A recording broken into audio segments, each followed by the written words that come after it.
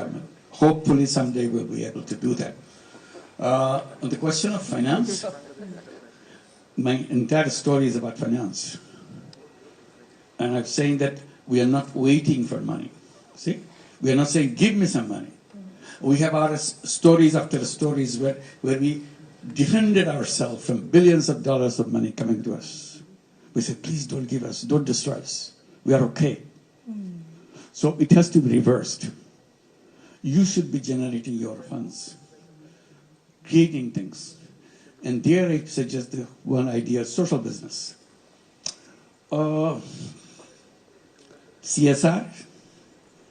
Many companies have CSRs. We can go and describe to them. We're giving money, giving it away to help people. Why don't you invest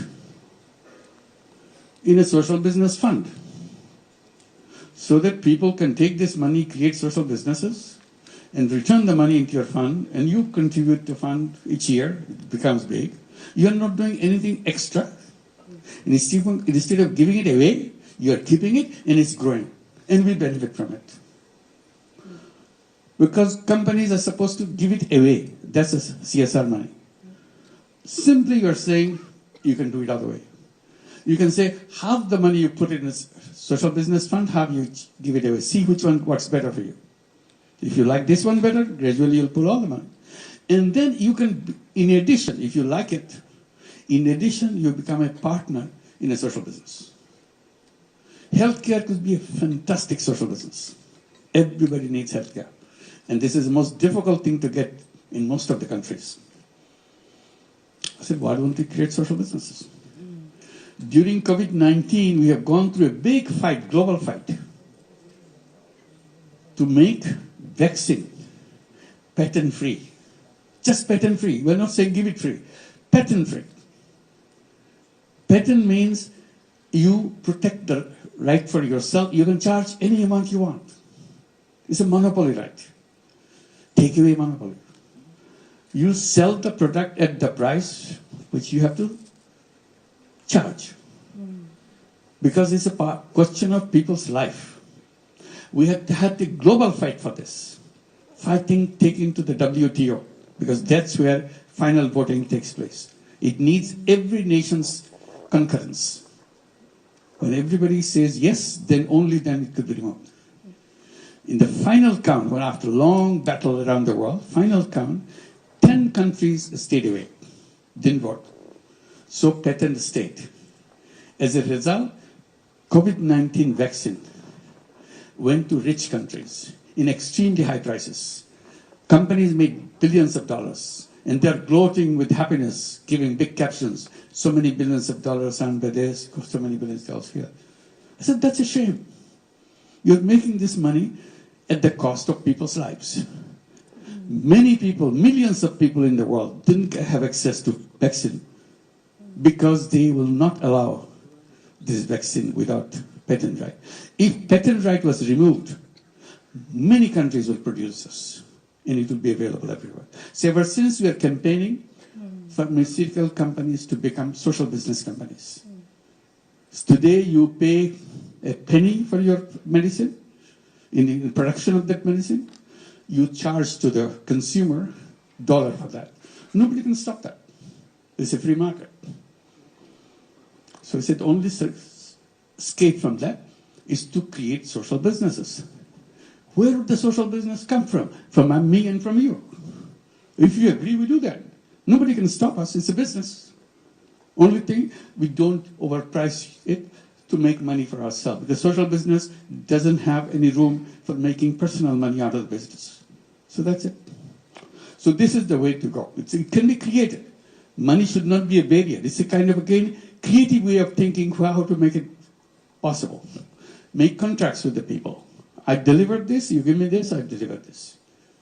That's it. Thank you. Thank you. Thank you very much, and please feel free to engage with Professor Yunus. Thank you. Please. The lady in the middle, please also introduce yourself and your organization. ตรงกลางสุดขาวค่ะ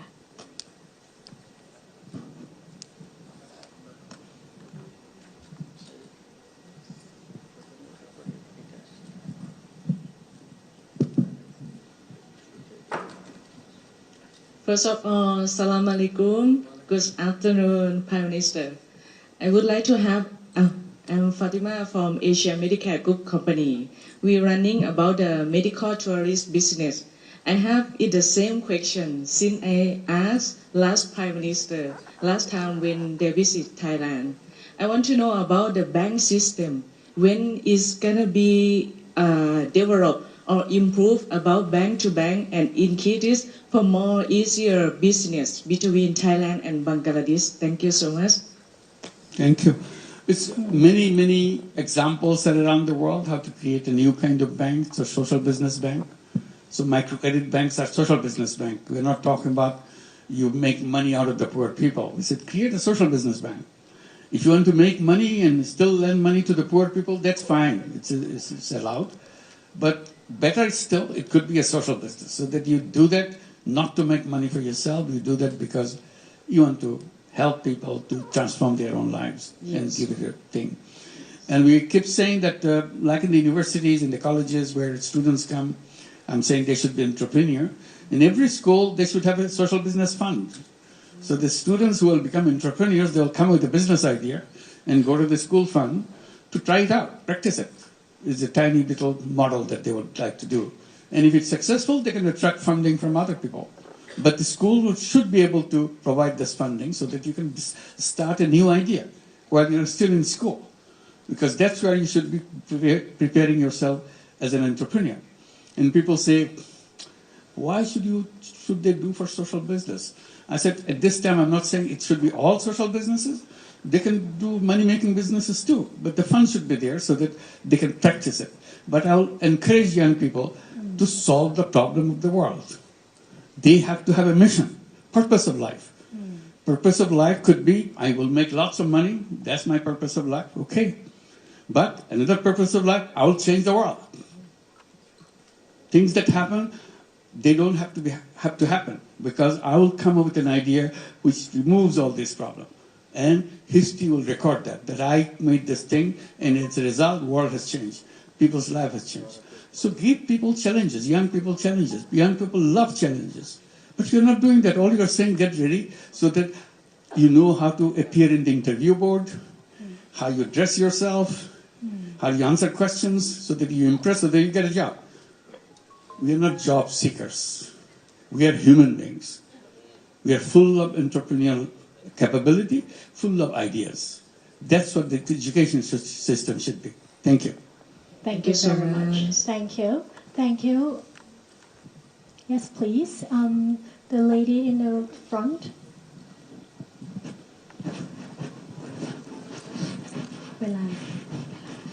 Sorry, I can't see anybody. So I hope there's some light in the middle. Good afternoon, Your Excellency. I'm Asleisha Karki. I'm representing Nepal for today's program as well.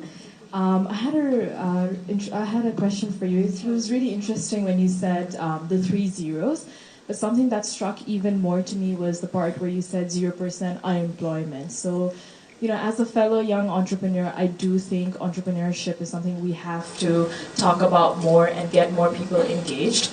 But at the same time, as an entrepreneur, I know I need a lot of help from fellow other members in the community as well. So could you elaborate a little more when you said we need to be more prone to entrepreneurship than employment? One is you're, as a young person going through this education or whatever experience you're going through, you're always thinking, what is that I'm going to do? Oh, I like this and I'll become a CEO of this company finally. I enter at the bottom and I'll do that. I'm a very talented person. So that is very attractive.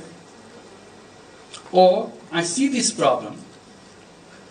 People work very hard, but they don't get the return that they should get because of the system, the banking, because of the system, the legal system.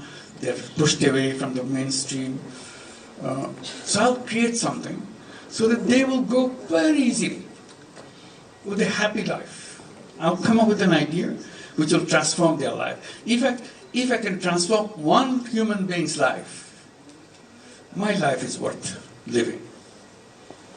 If I can do it for many, of course, that's what I'll feel happy, that I have done something which touched people's lives. Otherwise, I can do things and make money, have a big, exciting life for myself, but people have nothing to do with you. You never had anything to do with anybody. So you have to choose which one you're looking for. So one of the purpose of education is to find your purpose. See, in the entire education system, there's nothing called what is the purpose of your life. They will make you expert in everything, but never ask the basic question, why I'm here? What am I supposed to do? Do I have choices? How do we choose my path? I think that will be the first question in the education system. The day you enter grade 1, what is the purpose of my life? And I search for it as I go. And I battle with my colleagues. I tell my colleagues this is what I do. My friends in the class say, no, I want to do this. Other friends say, no, I want to do this. And my ideas keep changing. Next class, I'm much mature. I know what I want to do. But still, brighter ideas keep coming in the debates and so on. Because this is a fundamental question each class asks itself. And we record it. So the next year we read it, what we used to think about last year. Has anybody changed his mind? Yes, I've changed my mind. This is what I want to do. Record it. So as we go, how our minds develop. Ultimately, I have to find the purpose of my life. It's a very short period. It's not a long period. But within that short period, I have to reach the goal of my life. Making money cannot be a goal of life. But if you want, put it there. I want to make money. Go ahead. But you listen to others, what they want to do. I want to change the world. I don't like the way it happened this way. I don't like the way I don't like the war. I don't like this. I want to create a world like this. That's what it will happen. Imagination.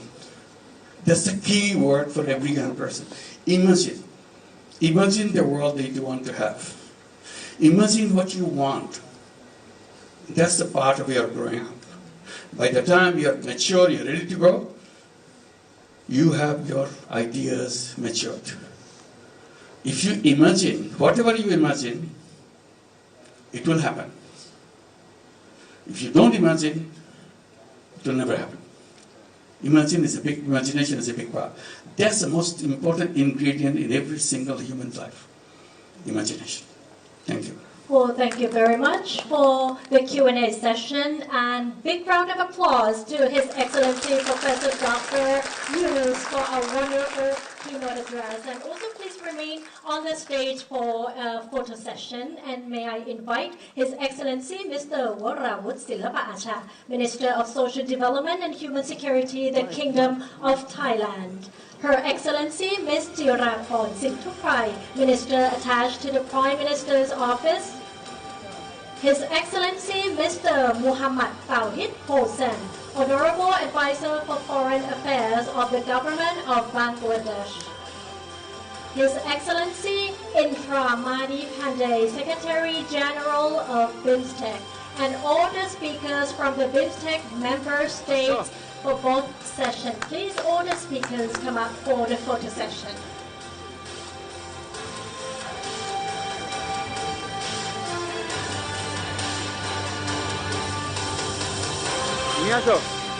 Jelly.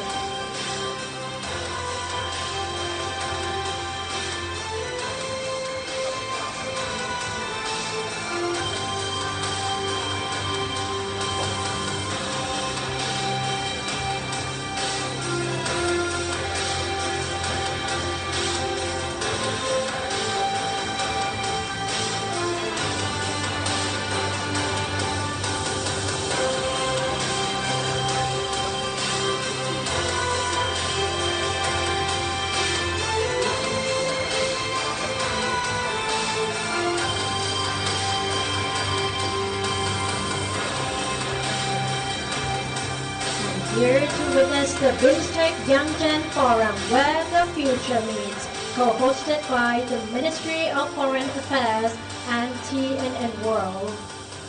It's such a highlight that 7 BIMSTEC member states together represent over 1.7 billion people, accounting for nearly 23% of the world's population. forming a dynamic and expansive market full of investment opportunities across various industries.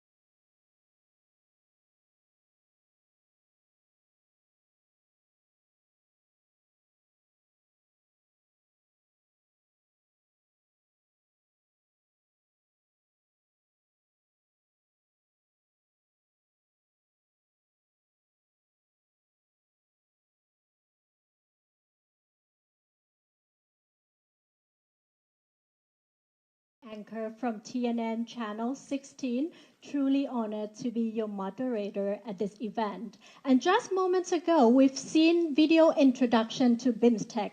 By now, you may already have a broad picture of the Bay of Bengal sub-region.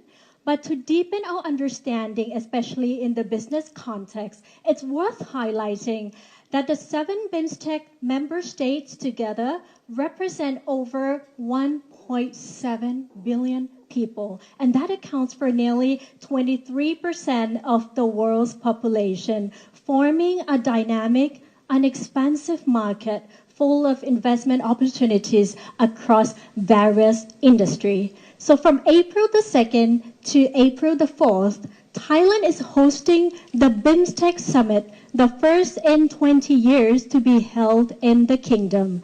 This occasion is also expected to move regional cooperation forward in tangible ways. A successful FTA under BIMSTEC could unlock unprecedented benefits. So today's forum seeks to offer valuable insights through the real-life experiences of young entrepreneurs from across all 7 BIMSTEC countries, including Thailand.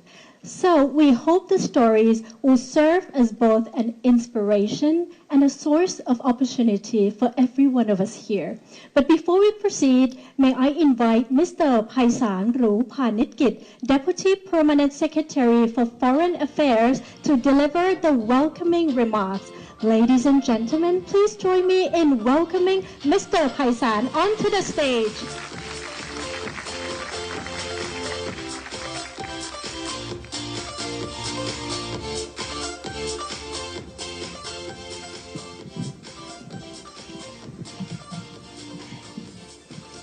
The Honorable Professor Dr.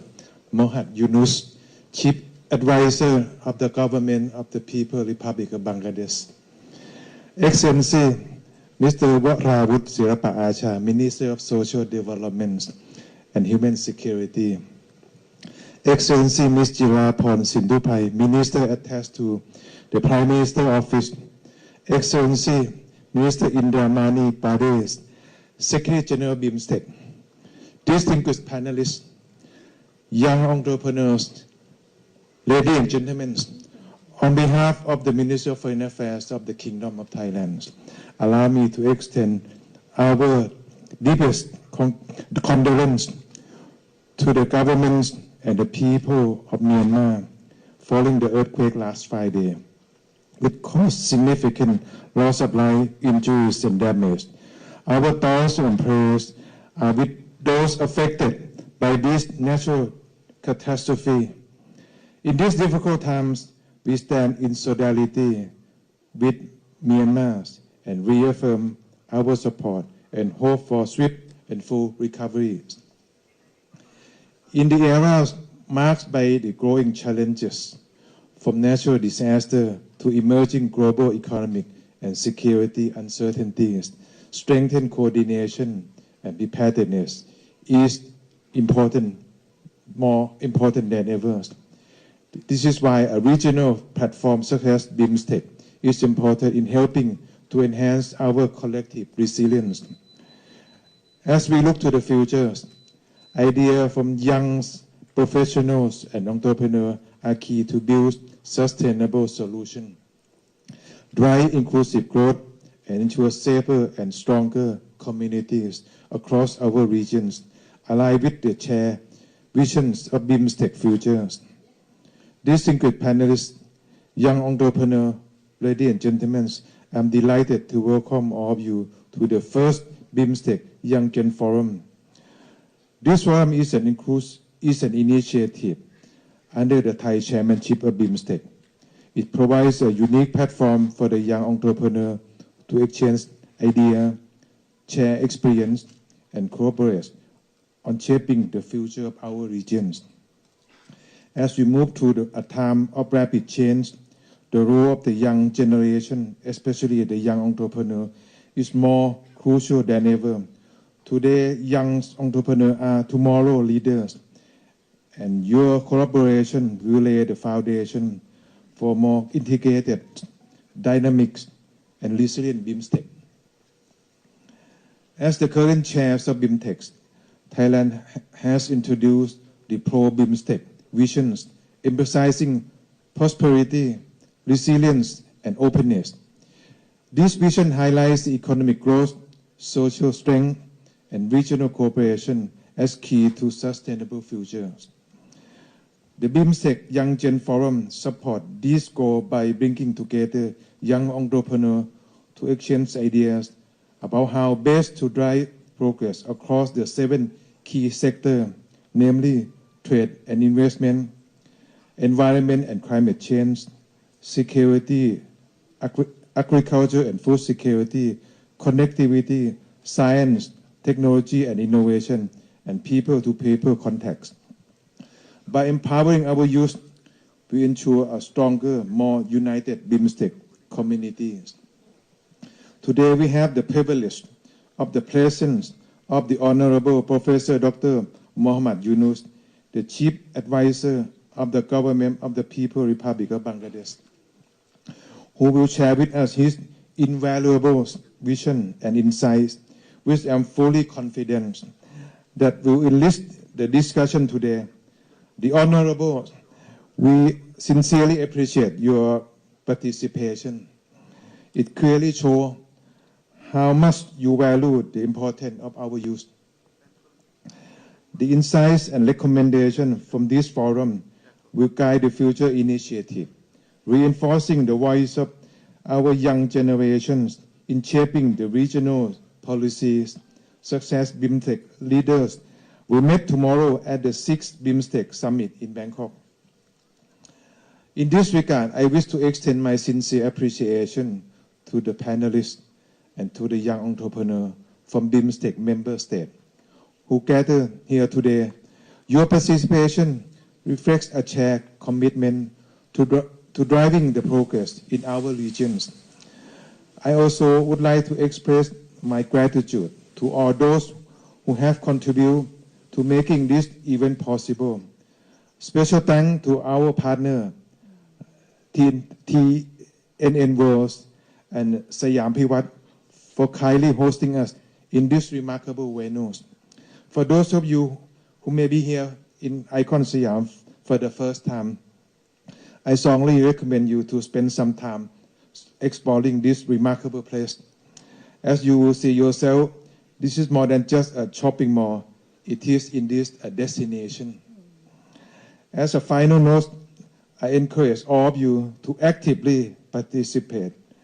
Exchange will take full advantage of this forum. I am confident that the discussion will pave the way for meaningful collaborations that will benefit not only your business, but also the entire BIMSTEC regions. And may I hope that this forum will not be just a one-off event. I do hope that it will continue to be held under the Bangladesh chairmanship. So my humble proposal to you, the Honorable Chief Advisor, Bangladesh will kindly consider hosting this event next year. I myself confident that this forum will serve as a platform for the young gen to exchange views and ideas that will shape the future of the BIMSTEC regions. Thank you very much. ขอบคุณครับ Thank you very much, Deputy Permanent Secretary for Foreign Affairs, Mr. Paisan Rupanitgit, for delivering the welcoming remarks. Ladies and gentlemen, and now for a truly special moment in today's forum, we're deeply honored to welcome a global icon in social entrepreneurship, a Nobel Peace Prize laureate in 2006 and the founder of Grameen Bank, the pioneering model of microfinance for sustainable development. He's a beacon of hope who has shown the world that business can indeed be a powerful force for positive change. Ladies and gentlemen, please join me in welcoming His Excellency Professor Dr. Muhammad Yunus, Chief Advisor of the Government of the People's Republic of Bangladesh, to deliver the keynote address at the BIMSTEC Young Gen Forum, where the future meets.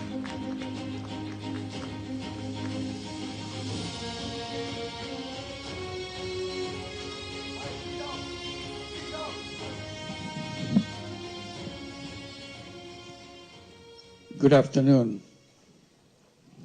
I'm very lucky.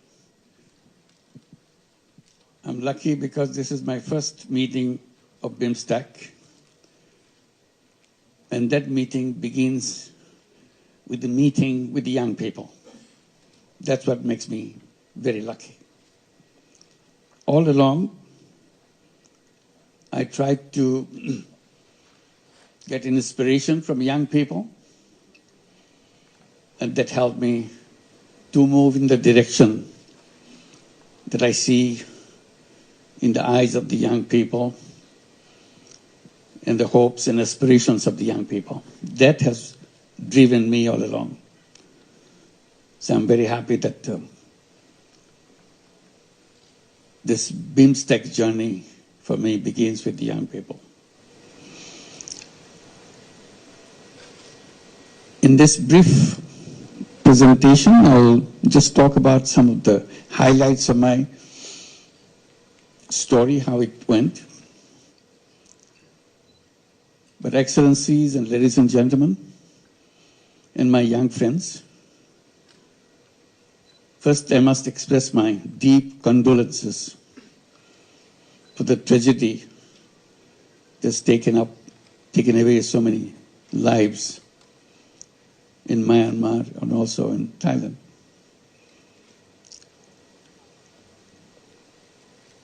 And this makes us aware of the limitation of our capacity to save people, and uncertainty, the way nature behaves, that we cannot track. We have a long way to go, how to make sure we understand the nature and get along with it, making sure we can save people from the uncertainties that confronts us. Bangladesh is also a part of the area which is prone to earthquake. Luckily, we have not hit by such tragedy in Bangladesh yet.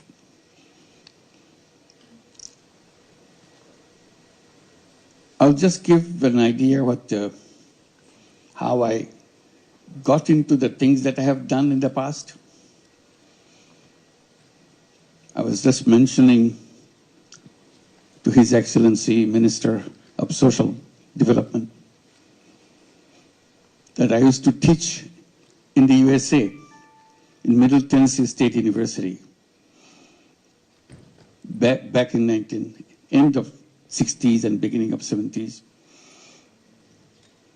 I was mentioning because I was surprised to see in my class almost 1/3 of the class are Thai students. That's not what I expected when I began my teaching job. But I became very close to them. One reason was they are doing very bad in exams. Not because they're bad students, they're very good students, but they couldn't write in English.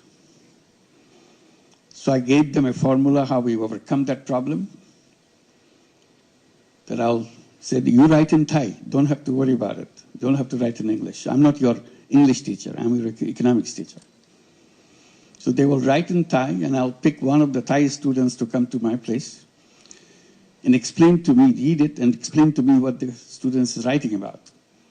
If I see that it's written in the right way, he gets the grade. So I became a good friend of all the Thai students, of course. So that link lingered for a long time. And I left USA just because Bangladesh became an independent country in 1971. I left in the June of 1972 to come back to Bangladesh with all the excitement that you have a new country, you can design it with the dreams of your imagination, and you're all excited that you have independence, an independent country. So I was trying to see what I can do in that journey. But very soon, all the excitements of creating a new country started disappearing because Bangladesh was sinking very deep into economic troubles. By 1974, we had a terrible famine in the country.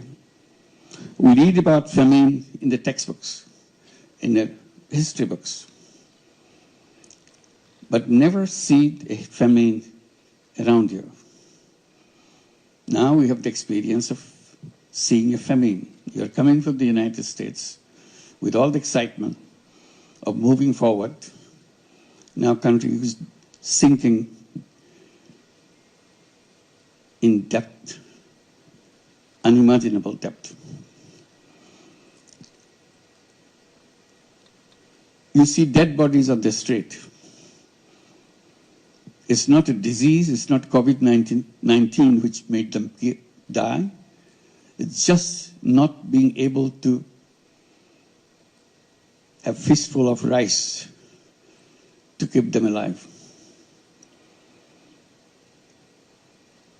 So as a young person, you start wondering, what good is this university where I'm teaching is all about? You can teach all the brilliant theories in classrooms. Walk out of the classroom, you see dead bodies. So it unnerved me completely. I didn't know where to begin, what to do. I did little thing here, little thing there, didn't work. Then I decided, Bangladesh is too big for me. I'm a small guy. I can't do anything for whole Bangladesh. But I can do something for the village next to the university campus. This is a very interesting university, beautiful new university, but located in the midst of villages, not in the city, in an urban setting. So I decided this tiny village next to the campus is my Bangladesh. I'll do everything I can to make sure this village remains away from the deaths from hunger. Not only this year, next year, a year from now on. So all the imagination that you have with a good economic life, I tried to bring in my ideas, how to build this, create those situations in this village. I did little things again to see if I can be helpful to people. Then I realized the village is too big for me. I can't do anything for the whole village. So I started paying attention to individuals.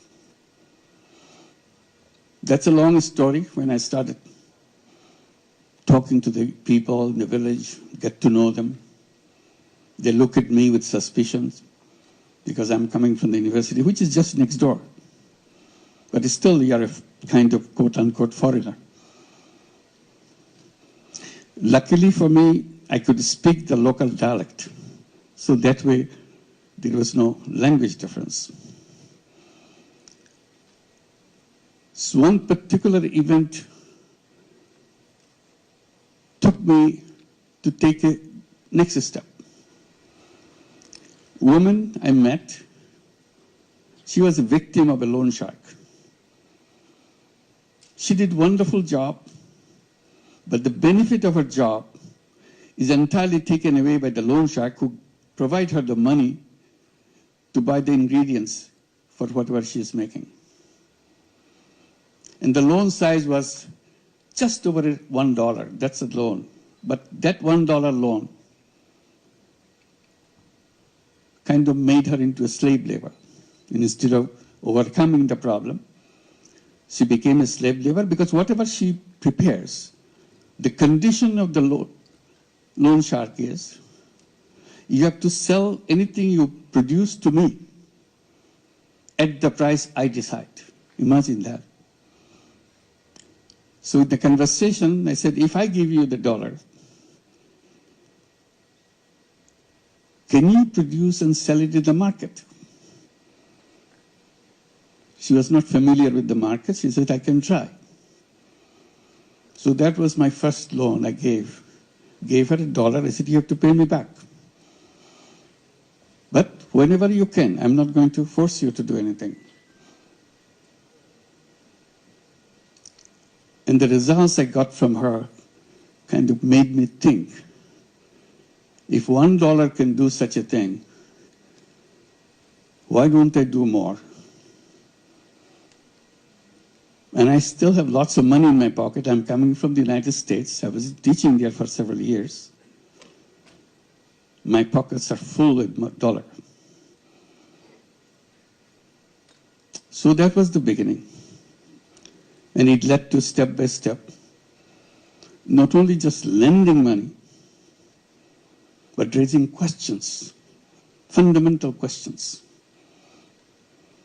If this money, this $1 can